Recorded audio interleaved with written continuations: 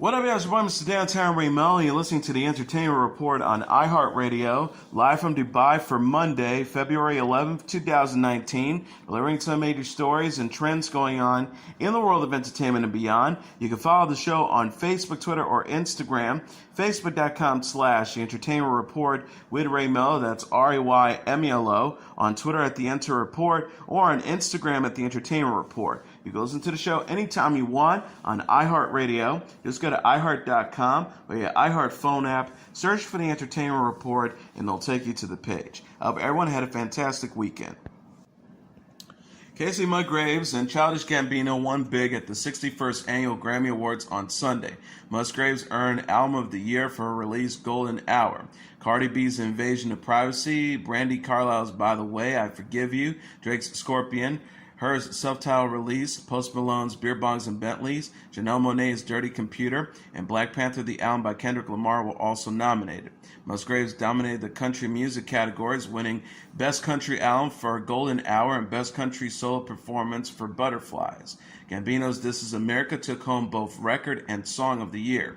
Record of the Year was decided between I Like It by Cardi B, Bad Bunny, and J Balvin, The Joke by Carlile, God's Plan by Drake, Shallow by Lady Gaga and Bradley Cooper, All the Stars by Lamar and SZA, Rockstar by Post Malone featuring 21 Savage, and The Middle by Zedd, Mero and Gray. All the Stars by Lamar and SZA, Boot Up by Ella Mai, God's Plan by Drake, In My Blood by Shawn Mendes, The Joke by Carlile, The Middle by Zedd, Mero and Gray, and Shallow by Gaga and Cooper were also nominated for Song of the Year. Gambino, the rap persona of actor Donald Glover, was not in attendance to accept the awards. This Is America also won Best Rap Song Performance. Drake took home Best Rap Song for God's Plan. The rapper accepted the award by giving a speech aimed at children wanting to make it in the music business. Drake says, the point is, you've already won if you have people who are singing your songs word for word, if you're a hero in your hometown. Look, if there's people who have regular jobs who are coming out in the rain and snow, spending out money to buy tickets to your show, you don't need this right here. You already won. Cardi B won Best Rap Album for Invasion of Privacy and was speechless at first during her acceptance speech. She joked, whoa, the nerves are so bad, maybe I need to start smoking weed. Gaga was a big winner at the Grammys, winning Best Pop Solo Performance for Joanne, Where Do You Think You're Going, and Best Pop Duo Group Performance for Shallow. She performed Shallow on stage minus Cooper. Gaga said while accepting the award for Shallow, I just want to say I'm so proud to be part of a movie that addresses mental health issues. They're so important. A lot of artists deal with that, and we got to take care of each other. So if you see anybody that is hurting, don't look away. And if you are hurting, even though it might be hard, try to find that bravery within yourself to dive deep and go tell someone. Her led the R&B categories, winning Best R&B Album for her self-titled release and Best R&B Performance for Best Part featuring Daniel Caesar. Ella Mai's Boot Up won Best R&B Song, while Best Rap Performance was a tie between King's Dead by Lamar, J-Rock, Future, and James Blake, and Bubbling by Anderson .Paak. Dua Lipa won Best New Artist over Chloe times Haley, Luke Combs, Greta Van Fleet, Her, Margot Price, Baby Rayha, and Georgia Smith. Other winners included Ariana Grande for Best Pop Vocal Album for Sweetener, Dua Lipa, Silk City, Diplo, and Mark Ronson for Best Dance Recording for Electricity, Chris Cornell for Best Rock Performance for When Bad Does Good. Camila Cabello kicked off the ceremony with the performance of her hit song Havana featuring Young Thug. Cabello, who was backed by a number of dancers, was also joined by Ricky Martin, J Balvin, and Arturo Sandoval. The other artists mixed in their song like Balvin's Mi Gente into Havana.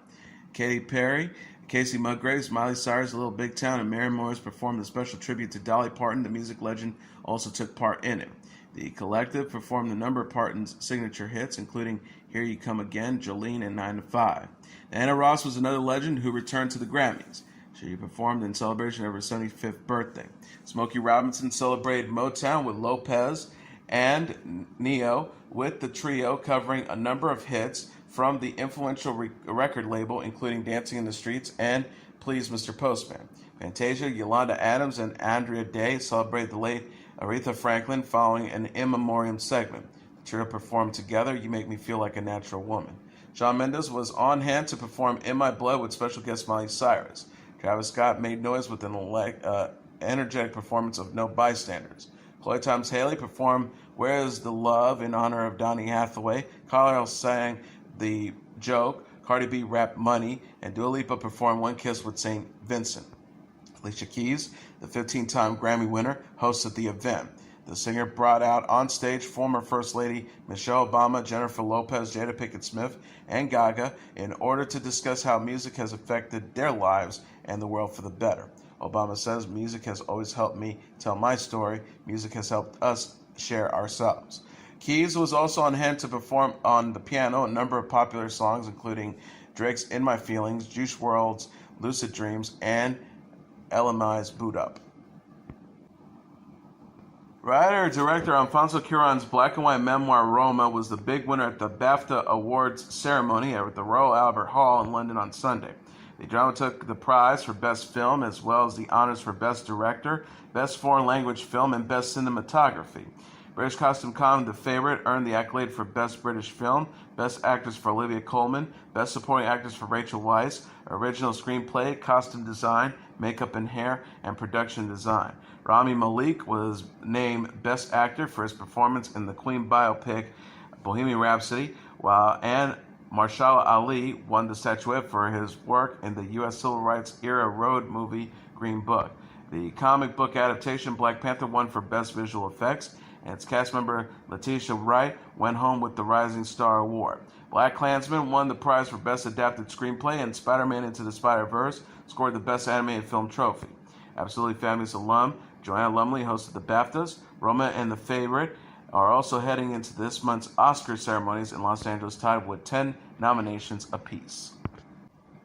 This weekend's edition of Saturday Night Live mocked Virginia Governor Ralph Northam and Attorney General Mark Herring, who admitted they wore blackface as part of costumes years earlier. Despite calls to resign, both officials have refused to step down. Michael Che said at the top of SNL's Weekend Update segment, making jokes about the news can get a little redundant for me, but every so often you see a governor in blackface and I'm like, this will be fun. He added, first the governor admitted to wearing blackface in college for a Michael Jackson costume. By the way, making it the least accurate Michael Jackson costume possible. That would be crazy enough, but then the Attorney General was like, you too? Blackface is my jam. And then Liam Neeson was like, blackface? Hold my beer. I never brought this up ever before, but I was trying to kill a black dude with a baseball bat. Anywho, so my movie comes out Friday. Che went on to mention rapper 21 Savage was recently detained by immigration officials because he was born in the United Kingdom, came to the United States as a child, and allegedly overstayed his visa. Che said the discovery that the musician wasn't from Georgia, as most people believe, is kind of finding out Adele is from Atlanta. Che said 21 actually had to leave the UK as a kid, probably because crazy-ass Liam Neeson was looking for black dudes with baseball bats. Neeson ignited a media firestorm last week when he recalled in an independent newspaper interview how he, decades earlier, had wanted to kill a random black man in Northern Ireland in retaliation for the rape of a friend by a black stranger. He said in an interview he knew the violent thoughts were wrong and they had plagued him for years, but the remarks were widely met with shocking condemnation. Neeson later insisted on Good Morning America that he is not a racist. Noting Virginia's Lieutenant Governor Justin Fairfax is facing sexual assault allegations, Weekend Update co-host Colin Jost suggested Virginia might want to take a cue from this year's hostless Oscar ceremony or go without a governor. Jost said, or they can just come full circle and make it Governor Kevin Hart, referring to the comedian who dropped out of hosting the Oscars due to a backlash over homophobic jokes he made nearly a decade ago. Shea also mentioned how Gucci apologized for offending people and pulled from sales racks a black sweater with a neck that, when pulled up, covered a Caucasian model's face up to the eyes. The stitching around the mouth looks like an exaggerated red lips. Shea laughed, I don't even want to apologize. I'm way more interested in the racist journey. The show addressed as well the issue of blackface in the sketch, in which Kenan Thompson played the African-American chairman of the Virginia State's Ethics Committee, who questions a group of Caucasian officials about whether there are photos of any of them wearing blackface. They all admit to have done this, leading Thompson to explain to them why this is an offensive practice, but they don't seem to grasp the seriousness of the situation. Thompson says it was never funny or cool, telling them in no uncertain terms, no more blackface. Thompson says, I'm going to take a 2-week lunge before I lose my damn mind. I advise you all to delete any Facebook photos labeled Halloween and hope for the best. Season 7 of the political comedy Veep is scheduled to premiere on March 31st on HBO. This will be the 7th and final season for the show, which stars Julia Louis-Dreyfus, Tony Hale, Anna Chumslee, Reed Scott, Timothy Simons, Matt Walsh, Sophie Bradshaw, Kevin Dunn, Gary Cole, and Sam Richardson. Filming wrapped in December. Deadline reported that the long-awaited Deadwood movie, which will serve as the sequel to the cable network's Western series, will air this spring, although no specific date has been disclosed yet. Returning from the original cast are Ian McShane, Timothy Oliphant, Mari Parker, Paula Malcolmson, John Hawkes, Anna Gunn, Dayton Cali, Brad Dourif, Robin Regret, William Sanderson, Kim Dickens, and Gerald Mulroney. The project began filming in November. Harvard University's Hasty Pudding Theatricals troupe honored actor Milo Ventimiglia as its 2019 Man of the Year. The This Is Us and Hero star was comically roasted, then took part in a news conference and watched the company's latest production on Friday. Ventimiglia tweeted last month when his name was first announced for the honor, more than excited to be roasted by some of the smartest kids in America. Woman of the Year, Breeze Dallas Howard, was similarly fiat by the group last week. Howard, the daughter of actor and filmmaker Ron Howard, is best known for her work in the Jurassic World movies. Her other credits include The Village and Lady in the Water. The Broadway musical Anastasia has set a closing date of March 31st, producers announced this week. Inspired by historical events, the show is an adaptation of the 1997 anime movie by the same name. The stage production will have played 808 regular and 34 preview performances at the Broadhurst Theater by the time it ends. It started its New York run on March 23, 2017. Producer Tom Kiraday said in a statement, "Generations from now, people will continue to perform our beautiful musical about a strong young woman and its themes of home, love, and family. We couldn't be more proud." The current cast includes Christy Altenmeyer, Jodie Simpson, John Bolton, Constance Germanakos, Vicki Lewis, and Penny Fuller. The story follows the adventure of a young woman who may or may not be Anastasia, the daughter of Russian Tsar Nicholas II, who was murdered with his family and in 1918 during the Bolshevik Revolution. Game of Thrones star Peter Dinklage will lead the cast of the Netflix movie Last Sons of America. The film will be an adaptation of the Boom Studio graphic novels by Philip Kennedy Johnson and Magdal Smith. Johnson tweeted his thanks to all involved in the project for taking a chance on its no-name's first book. Johnson says, "I won't forget it." Josh Mann wrote the movie's screenplay and plans to direct it. The synopsis reads, in the not-too-distant future, Americans are no longer able to conceive, and children have become a valuable commodity around the globe. Brothers Jackie and Julian are operating as adoption agents in Colombia, securing deals with families willing to give up their children for a presumably better life in America.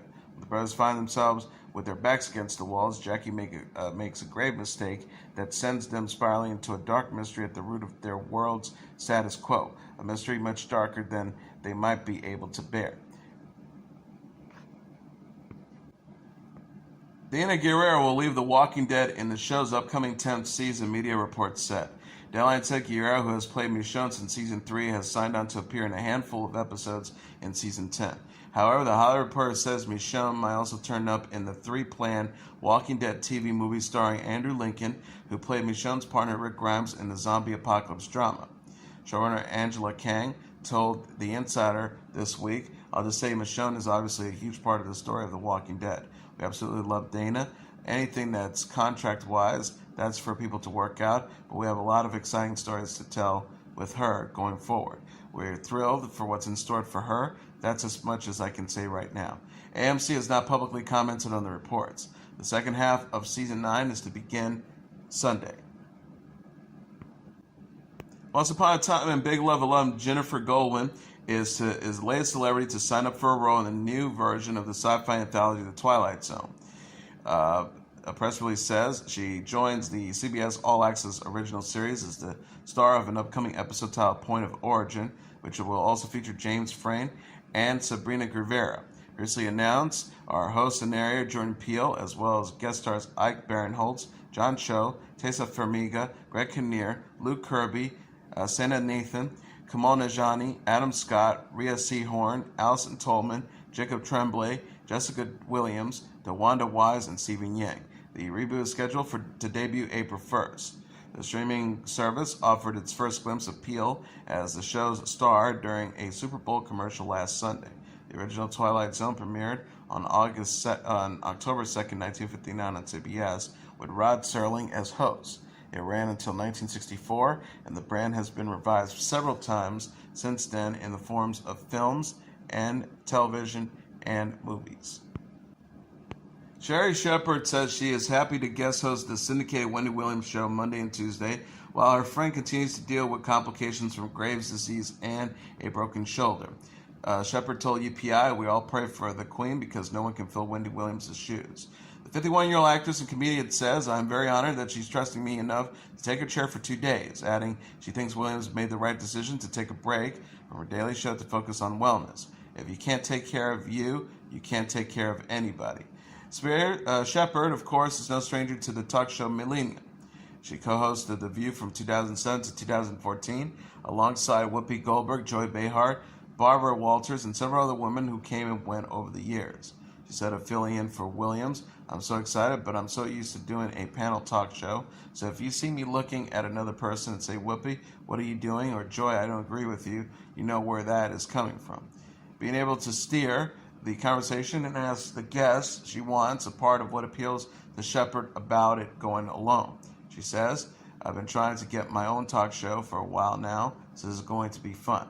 The single mom and former Dancing with the Stars contestant, who is best known for her roles in Mr. Iglesias, Trial and Error, Sherry, Less Than Perfect, Everybody Loves Raymond, and Suddenly Susan, has also been working hard to get healthy. She says she feels great after losing 32 pounds by eliminating sugar from her diet for almost a year. Quitting the ubiquitous and addictive substance wasn't easy. She joked, "I sat in the corner naked for 3 weeks and moaned like a bear that had been shot in the behind."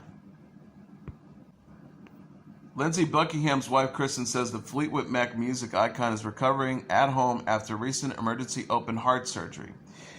Kristen Buckingham said in a statement posted on Twitter Friday, "Each day he is stronger than the last. While he and his heart are doing well, the surgery resulted in vocal cord damage. While it is unclear if the damage is permanent, we are hopeful it is not." Lindsey Buckingham was the lead guitarist and vocalist for Fleetwood Mac off and on since 1975 until last year.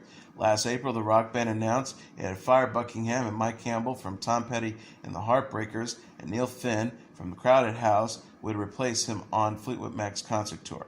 Rolling Stone said Buckingham was ousted because singer Stevie Nicks refused to work with him. He said, "After 43 years and the finishing line so clearly in sight, it's hard to escape the conclusion that for the 5 of us, to splinter apart would be the wrong thing."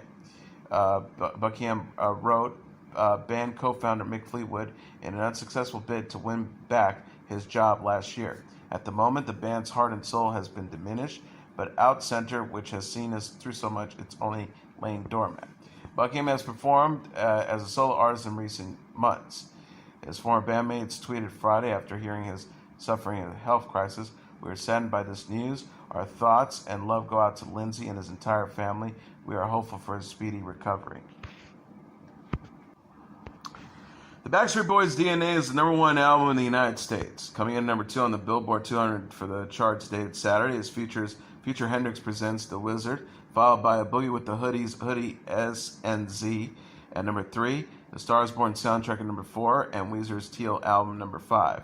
Right at the top tier are Post Malone's Beer Bong and Bentley at #6, Meek Mill's Championship at #7, 21 Savage I Am I Was at #8, Travis Scott's Astroworld at #9, and the Spider-Man Into the Spider-Verse soundtrack at #10. Chris Pratt's animated adventure, The Lego Movie 2, the second part, is the #1 movie in North America this weekend, earning $34.4 million, boxofficemojo.com announced Sunday. Coming in #2 is What Men Want with $19 million, followed by Cold Pursuit at #3 with $10.8 million, The Upside at #4 with $7.2 million, and Glass at #5 with $6.4 million. Rounding out the top tier are The Prodigy at number 6 with $6 million, Green Book at number 7 with $3.6 million, Aquaman at number 8 with $3.3 million, Spider-Man Into the Spider-Verse at number 9 with $3 million, and Ms. Bala at number 10 with $2.7 million. And that is your entertainment report for Monday, February 11th, 2019. I'm your host, Mr. Downtown Ray Melo. I'll be back tomorrow to deliver some major stories and trends going on in the world of entertainment and beyond. You can follow the show on Facebook, Twitter, or Instagram. Facebook.com/The Entertainment Report with Ray Melo. That's RAYMELO. On Twitter at The Enter Report, or on Instagram at The Entertainment Report. You can listen to this episode or any previous episodes of The Entertainment Report anytime you want on iHeartRadio. Just go to iHeart.com or your iHeart phone app. Search for The Entertainment Report, and it'll take you to the page. Good night, and God bless you all.